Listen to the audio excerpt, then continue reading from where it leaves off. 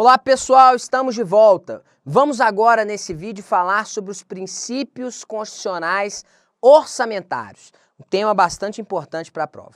E vamos lá, começamos com o princípio da legalidade. É o primeiro princípio constitucional orçamentário. O princípio da legalidade, ele aparece, no que diz respeito à matéria orçamentária, em dois dispositivos. Ele aparece lá no artigo 165. O que fala o artigo 165? O artigo 165, ele estabelece que o chefe do poder executivo, ele tem a iniciativa das leis orçamentárias, ok? O chefe do poder executivo tem a iniciativa da lei que estabelece o PPA, a LDO, da LOA, todas essas leis orçamentárias terão iniciativa do chefe do poder executivo. Ok? Isso é importante. E aí, em nível federal, é o presidente da República, que tem iniciativa da lei do PPA, da LDO, da LOA. Mas no nível estadual é do governador, no nível municipal é do prefeito. Sempre do chefe do Poder Executivo. Ok. Onde mais aparece a legalidade? A legalidade também aparece no artigo 166 da Constituição Federal. Esse artigo, ele trata do processo legislativo orçamentário. E aqui a peculiaridade que eu comento com vocês é a seguinte: o processo legislativo orçamentário. Dentro do processo legislativo orçamentário,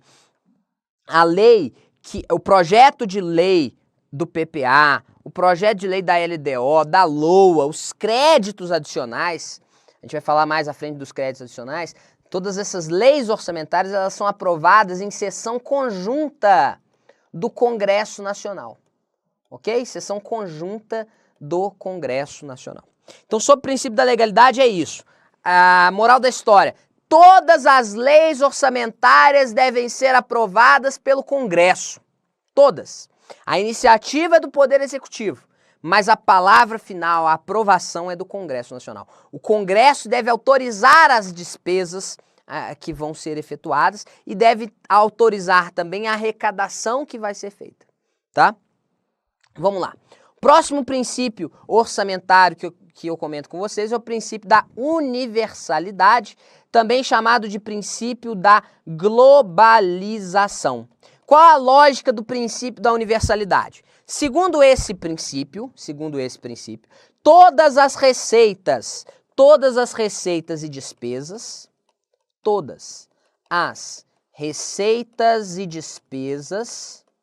devem estar no orçamento. Todas as receitas e despesas devem estar no orçamento. E entenda-se por orçamento aqui a LOA, né? A LOA. Ou seja, a LOA, a Lei Orçamentária Anual, ela deve conter todas as receitas e todas as despesas da administração pública, administração direta, administração indireta. Observa o seguinte, que esse princípio da universalidade, ele não se aplica ao PPA. O PPA, pessoal, não se aplica ao PPA. Olha aqui para mim. O PPA, ele não contém a receita, a despesa. Não. Quem já olhou o PPA alguma vez, sabe que o PPA não prevê receitas, não fixa despesas. Não. O PPA, o que ele faz? Ele estabelece de forma regionalizada as diretrizes, objetivos e metas da administração pública para as despesas de capital e outras delas decorrentes e para os programas de duração continuada. É isso que faz o PPA. No PPA não tem receita, não tem despesa, não. Isso aí vai estar na LOA. É a LOA que contém todas as receitas e todas as despesas. Princípio da universalidade ou da globalização. Uma observação, na Constituição Federal nós podemos dizer que esse princípio, ele aparece lá no artigo 165, parágrafo 5º. Esse artigo 165, parágrafo 5º, é aquele que fala da abrangência da LOA. É aquele que diz que a LOA compreende, a Lei Orçamentária Anual compreende o orçamento fiscal, o orçamento, estou colocando abreviado aqui, orçamento de investimento das empresas e o orçamento da Seguridade Social. Ok? Então todas as despesas, todas as receitas vão estar previstas na LOA. Próximo princípio é o princípio da anualidade. Quando eu falo aqui em anualidade, eu estou falando da anualidade orçamentária. Anualidade orçamentária. Eu não estou me referindo à anualidade tributária. A anualidade tributária já existiu. Hoje não existe mais. Existiu até a Constituição Federal de 88. Hoje não existe mais. Só existe a anualidade orçamentária, né?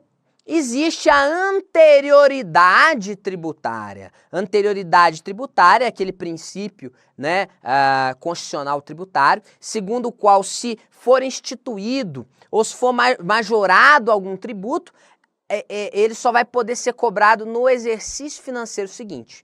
Isso é o princípio da anterioridade tributária. É diferente do princípio da anualidade orçamentária.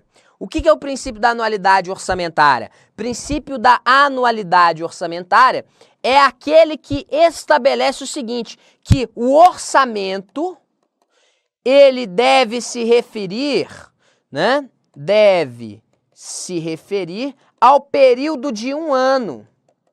Referir ao período de um ano. Destacamos o seguinte, que aqui no Brasil, o ano civil coincide com o exercício financeiro. O ano civil, ele começa no dia 1º de janeiro, termina em 31 de dezembro. Pois bem, o exercício financeiro coincide com esse ano civil, ok? Agora, vamos imaginar que o exercício financeiro não coincidisse com o ano civil. Vamos supor que o exercício financeiro começasse em 1º de julho e terminasse em 30 de junho. Poderia acontecer isso? Poderia. Haveria violação ao princípio da anualidade? Não, porque o princípio da anualidade independe do exercício financeiro. O princípio da anualidade, ele impõe que o orçamento tem que ter a vigência de um ano. Ele deve funcionar para um ano, tá? Perfeito? Aí vem uma pergunta. O PPA, ele é uma exceção à anualidade orçamentária? Porque o PPA ele tem vigência de 4 anos. E aí, o PPA, ele é uma exceção a esse princípio da anualidade? Pode marcar na prova o seguinte, que o PPA não é, apesar de ter uma vigência de 4 anos, o PPA não é uma exceção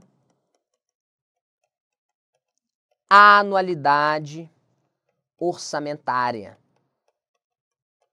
Vou grifar aqui para você, ó. Por que que o PPA não é uma exceção, gente? Porque o PPA sozinho, ele não faz nada. O PPA, ele é um objetivo, um planejamento estratégico. Ele sozinho não faz nada, ele depende da existência da LOA, que é o orçamento propriamente dito, para que ele seja executado. Ele depende da LOA. Então, o PPA, mesmo tendo 4 anos de vigência, ele não é uma exceção à anualidade. Apenas aqui uma dica sobre o PPA. Gente, o PPA, hoje está em vigor aí o PPA 2012 a 2015, né? Vejam aqui, é um PPA que vale por 4 anos, tá bom? PPA 2012, 2015. O que acontece? O PPA 2012, o que acontece? É o primeiro ano de vigência do PPA, não é o primeiro ano do mandato presidencial. Então, o que acontece? Nós tivemos um mandato presidencial em 2011, o início do mandato presidencial da presidente Dilma Rousseff em 2011, tá? O que aconteceu? No primeiro ano de mandato da Dilma, né, da presidente Dilma, o que ela fez? Nesse primeiro ano dela, foi elaborado o projeto do PPA e aprovado. Esse projeto vale para 2012 até 2015. Então, vejam só, o presidente, no primeiro ano do seu mandato, ele governa com base num PPA que foi elaborado pelo presidente anterior. A vigência do PPA não coincide com o mandato do presidente. O presidente, no seu primeiro ano de mandato, ele está elaborando o PPA para 4 anos à frente. E o último ano de vigência do PPA já é para o seu sucessor. Ok? Agora, existe a possibilidade de um presidente governar durante um PPA que ele mesmo elaborou? Existe. Quando? Se o presidente for reeleito, né? Se o presidente for reeleito, ele pode governar durante todo um PPA que ele mesmo tem elaborado. Agora, se não for reeleição, não vai acontecer isso. Então, lembre-se, PPA não coincide com o mandato presidencial. A vigência do PPA não coincide com o mandato presidencial. Tá bom, gente? Então, vamos lá. Terceiro princípio foi da anualidade orçamentária. Vamos para o próximo. Próximo princípio é o princípio da unidade. Esse princípio cai muito em prova, muito mesmo. E tem aqui uma pegadinha sobre ele. O que é o princípio da unidade? O princípio da unidade, ele impõe o seguinte. O princípio da unidade, ele estabelece que cada ente federativo deve ter um único orçamento. Cada ente federativo deve ter um único orçamento para cada exercício financeiro, né? Deve ter um único orçamento para cada exercício financeiro. Então, a União tem o seu próprio orçamento. Os estados, cada estado tem o seu orçamento, o DF tem o seu orçamento e os municípios, cada um deles tem seu próprio orçamento. O orçamento deve ser uno. É o princípio da unidade. Cada ente federativo deve ter um único orçamento para cada exercício financeiro. Isso aqui é para evitar a existência dos chamados orçamentos paralelos. O que seria um orçamento paralelo? Imagine você que uma fundação pública tivesse um orçamento próprio dela. Não existe isso. O orçamento ele é único por ente federativo. Tranquilo, gente? Ok. Aí vem a grande pergunta. Será que esse princípio da unidade, será que ele pressupõe unidade documental? Aqui é uma interrogação, tá, gente? Será que ele pressupõe unidade documental? A resposta é não. Não. Pode haver mais de um documento e, mesmo assim, não haver violação ao princípio da unidade. É justamente em razão disso que a LOA compreende o orçamento fiscal, o orçamento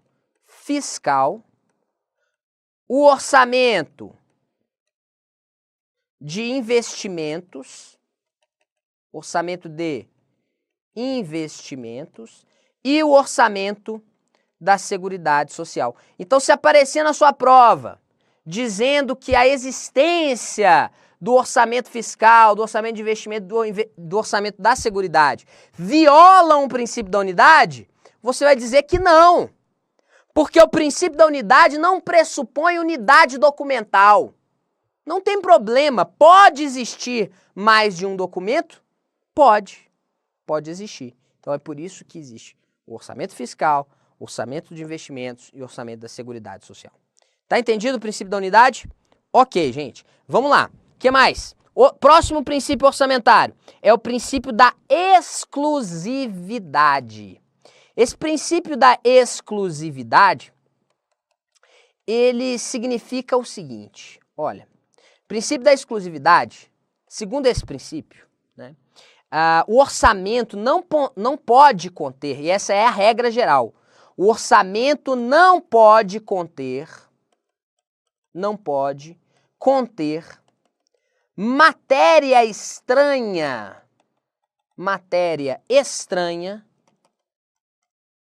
à previsão das receitas, à previsão de receitas e fixação de despesas.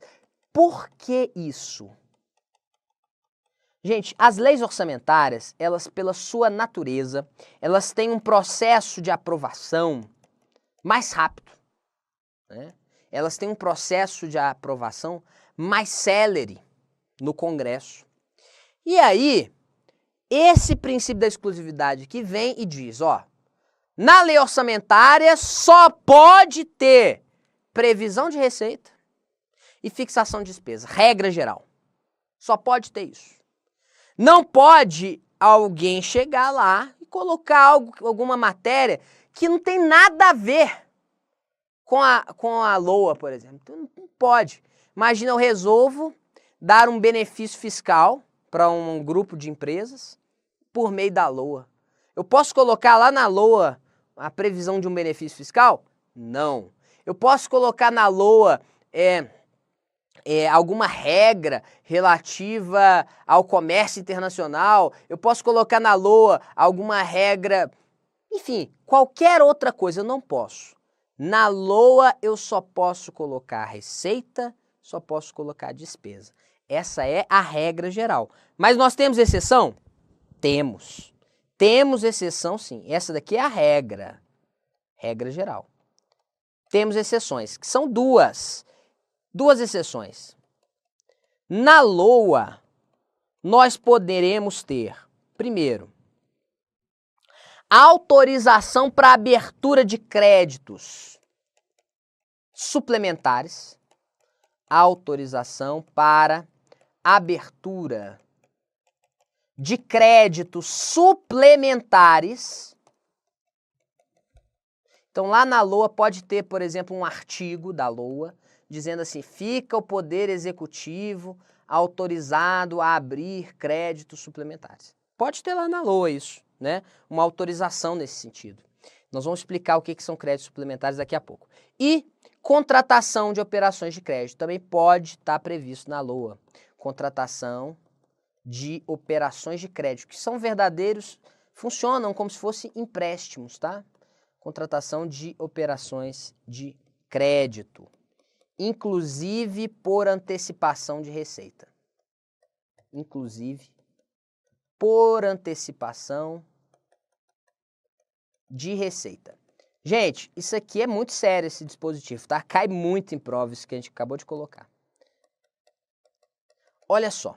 Então, duas exceções ao princípio da exclusividade. Quais são? Primeiro, a autorização para abertura de créditos suplementares. E 2, contratação de operações de crédito, inclusive por antecipação de receita. Tá? E aí, olha só, gente. Vamos olhar o que está escrito aqui, ó. Exatamente isso que a gente comentou. Artigo 165, parágrafo 8. A lei orçamentária anual, a LOA, não conterá dispositivo estranho à previsão da receita e à fixação da despesa.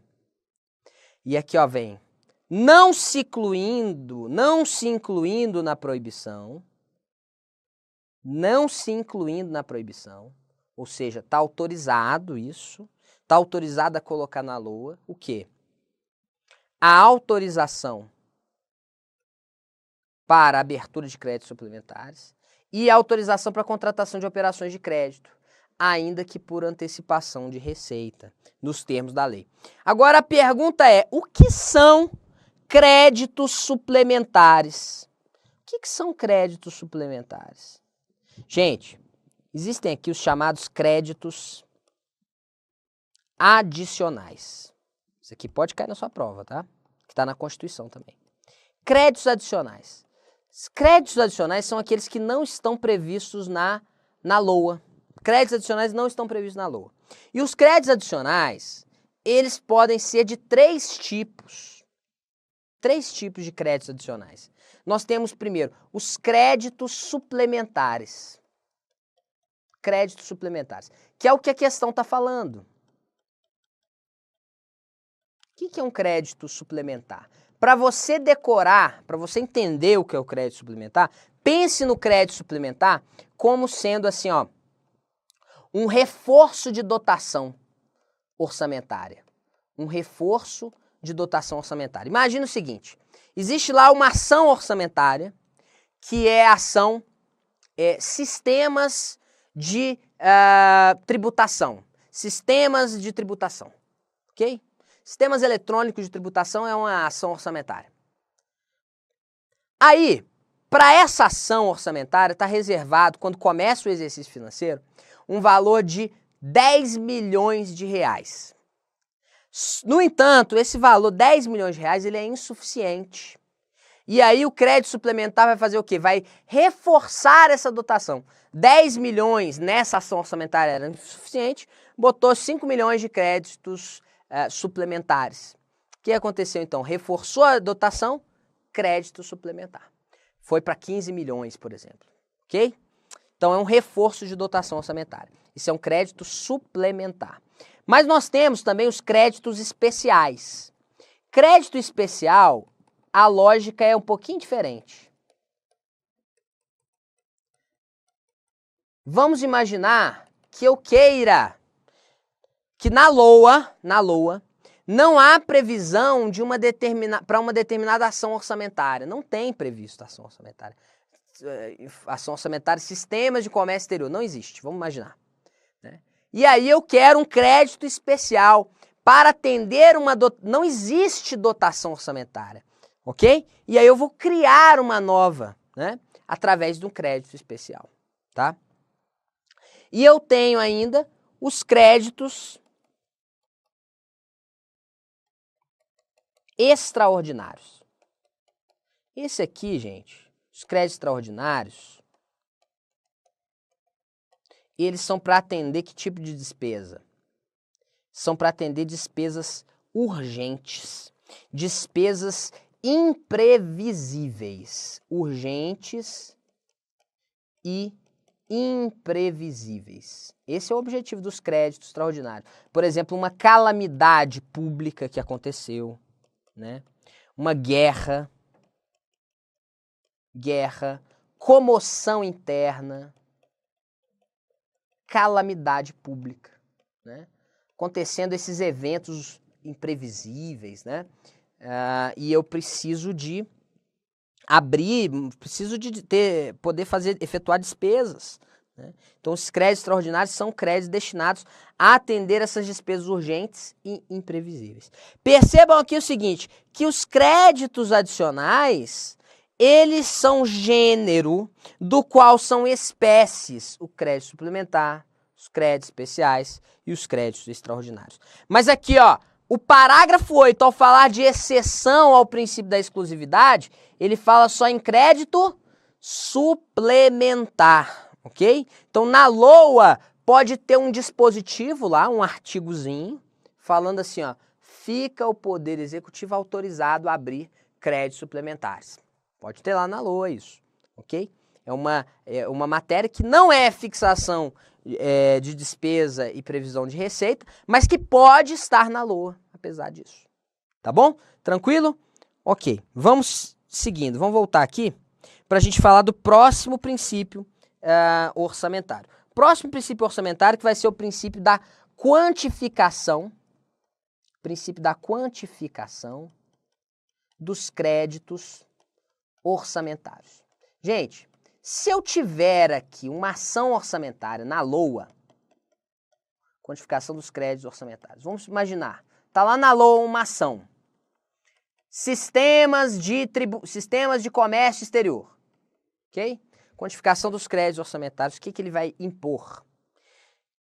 Se está lá na LOA uma ação orçamentária, sistema de comércio exterior, do lado vai ter que estar previsto qual o valor do crédito.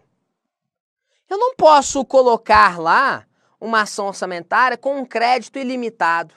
É isso, né? Esse é o princípio da quantificação dos créditos orçamentários. É um princípio que é vedada a concessão ou utilização de créditos ilimitados. Então, se eu tenho uma ação na LOA, uma ação orçamentária na LOA, ela tem que estar associada a um crédito, a um valor, né? Então, sistema de comércio exterior, 10 milhões no ano, né? Eu não posso ter sistema de comércio exterior em aberto, assim, não. Posso usar qualquer valor, não. É vedada a concessão e utilização de créditos ilimitados. É o princípio da quantificação dos créditos orçamentários. Vamos lá, próximo princípio. Um outro princípio que aparece pra gente aí é o princípio da proibição do estorno. Princípio da proibição do estorno. O princípio da proibição do estorno eu vou ler aqui com vocês, ó. Ele tem uma redação um pouquinho mais complexa. Tá aqui, ó, no inciso 6º. Inciso 6º fala, ó, princípio da proibição do estorno. A transposição, o remanejamento ou a transferência de recursos de uma categoria de programação para outra, ou de um órgão para outro, sem prévia autorização legislativa, vai ser o quê? Vedada. Então não posso fazer transposição, remanejamento ou transferência de recursos de uma categoria de programação para outra, ou de um órgão para outro, sem prévia autorização legislativa, né? Então, gente, o seguinte, se tiver falta de recursos, o que você tem que pedir? Você tem que pedir autorização ao Poder Legislativo, né? Poder Legislativo, você tem que pedir crédito adicional, né? Com autorização legislativa, você pode fazer essa transposição, remanejamento e transferência de recursos de um órgão para o outro, de uma ação orçamentária para outra, com autorização legislativa, né? Imagina que eu tenho lá um dinheiro para sistemas de comércio exterior e eu quero passar para outra ação orçamentária, né? Eu estou com a ação Sistema de Comércio Exterior e eu quero passar para a ação orçamentária Combate à Prática Desleais de Comércio. Gente, para eu poder fazer essa transposição, né, para fazer essa transferência, o que vai acontecer? Eu preciso de autorização legislativa. Não posso fazer ao meu bel prazer, tá bom? Então, para fazer toda a transferência, remanejamento, precisa de autorização legislativa. É importante destacar que esses conceitos de transposição, remanejamento e transferência, eles não estão previstos, só a doutrina que trata deles, não vai cair na sua prova, tá? Só a doutrina que trata, eles eram para ter sido criados por uma lei complementar, mas não foram criados, tá? Esses conceitos não foram estabelecidos até hoje, tá? Então esse é o princípio da proibição do estorno, que está no artigo 167, inciso 6º. Vamos até colocar aqui o artigo para você depois não se esquecer. Então, 167, inciso 6º, trata da proibição do estorno. Vamos lá, próximo princípio. Próximo princípio é o da não vinculação de receita de impostos. Não vinculação da receita de impostos, também chamado de princípio da não afetação. É o princípio da não afetação. Ele tem algumas exceções, tá? Não vinculação da receita de impostos e não afetação. Quando a gente estuda direito tributário, a gente vai ver que os impostos, eles são tributos de arrecadação não vinculada. O que é arrecadação não vinculada? Que os impostos, eles são arrecadados e eles não são direcionados especificamente para uma determinada despesa. Não. Então, eles são de arrecadação não vinculada. É diferente das taxas. As taxas são tributos de arrecadação vinculada. Eu cobro uma taxa e a arrecadação dela já é para aquilo, já está prevista em lei. Já está prevista em lei. Então, uma lei jamais poderá vincular a arrecadação de impostos a alguma coisa. A lei jamais poderá fazê-lo. A Constituição pode vincular a arrecadação de impostos a alguma coisa? A Constituição pode, a lei jamais. Então a norma infraconstitucional não pode determinar a vinculação da receita de impostos a alguma despesa. Mas a Constituição pode. E a Constituição previu isso. Então, gente, olha só, a não vinculação da receita de impostos, ela está prevista lá no artigo 167, inciso 4. Em regra, os impostos não serão vinculados a nenhuma despesa, mas nós temos exceções. Quais são as exceções? Aqui, ó. As exceções estão todas aqui. A vinculação da receita de impostos a órgão, fundo ou despesa, ressalvados a repartição. Olha aqui, ó. Primeiro já começamos a primeira exceção. Repartição do produto da arrecadação dos impostos a que se refere os artigos 158 a 59. Essa é a primeira exceção ao princípio da não vinculação, que é a repartição constitucional do produto da arrecadação de alguns impostos. O que mais? Destinação de recursos para as ações e serviços públicos de saúde. Então, a Constituição prevê a destinação de recursos para a saúde. O que mais? Manutenção e desenvolvimento do ensino, outra exceção. Então, nós temos saúde, ensino, repartição de impostos e para a realização de atividades de administração tributária, outra exceção. O que mais? Outra exceção que nós temos ainda. Prestação de garantias às operações de crédito por antecipação de receita. Né? Então, a União, digamos aqui, ó, esse caso, prestação de garantia. A União vai pegar um empréstimo e ela dá como garantia o quê? Ela dá como garantia a receita de impostos, ok?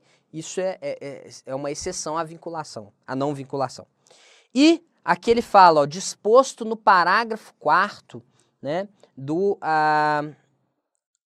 bem como disposto no parágrafo 4º deste artigo, do artigo 67. Esse parágrafo 4º, gente, vou colocar aqui embaixo, é uma outra exceção, né, ao princípio da não afetação, que é a prestação de garantia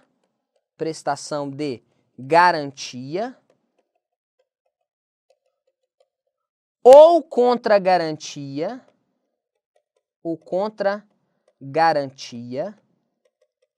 à União e para o pagamento de débitos para com esta.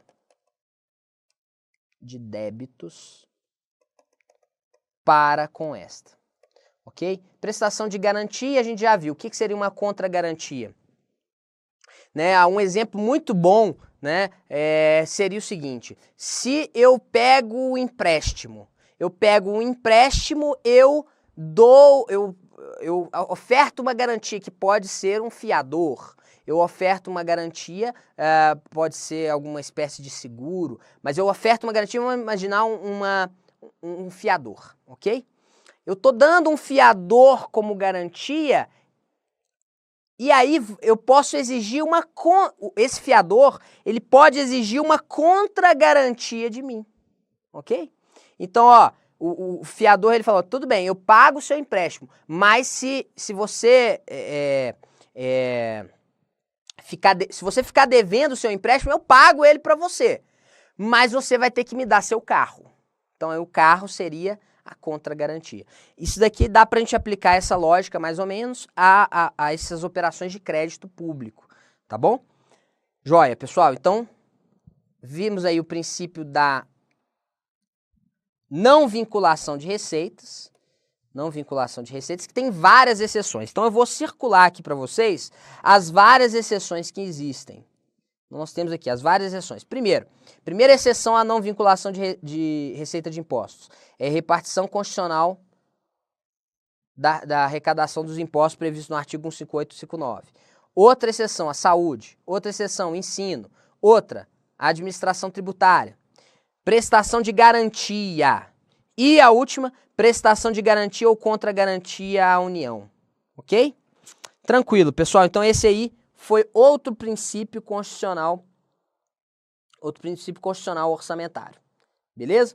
Nós temos ainda, vou voltar aqui no nosso esquema, um último princípio que merece um comentário, que é o princípio da programação.